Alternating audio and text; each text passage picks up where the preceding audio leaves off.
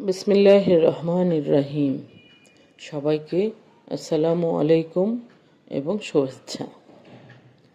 সুবহানাল্লাহ একটি আরবি শব্দ। এর অর্থ আল্লাহ সকল ত্রুটি থেকে মুক্ত। সুবহানাল্লাহ অর্থ কোনো কিছুকে পবিত্র বা ত্রুটিমুক্ত ঘোষণা করা।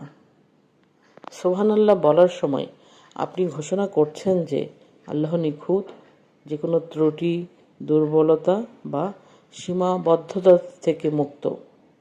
উদাহরণস্বরূপ, যখন আপনি সুন্দর বা আশ্চর্যজনক কিছু দেখেন, তখন আপনি বলেন সুবহান আল্লাহ।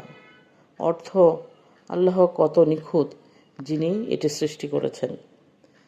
দৈনন্দিন জীবনে আপনি কিভাবে এবং কখন সুবহান আল্লাহ বলতে পারেন তা হলো: নাম্বার 1, জিকিরের সময়।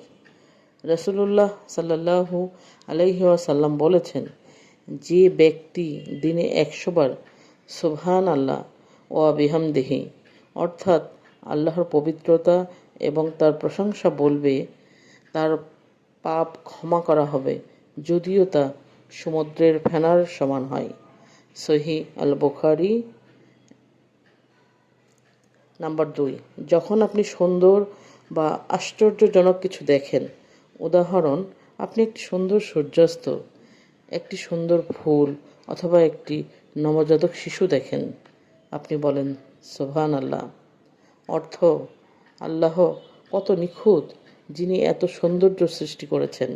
নাম্বার 3, যখন আপনি আল্লাহর শক্তি এবং পরিপূর্ণতা উপলব্ধি করেন, উদাহরণ, যখন আপনি বিপদ থেকে রক্ষা পান, অসুস্থতা থেকে আরোগ্য লাভ করেন অথবা কোনো অলৌকিক ঘটনা প্রত্যক্ষ করেন, আপনি বলেন সুবহান আল্লাহ।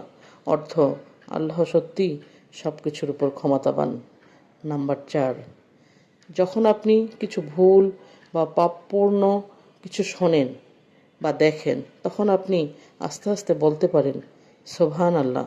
অর্থ আল্লাহ পবিত্র, তিনি যা বলেন বা করেন তা থেকে মুক্ত।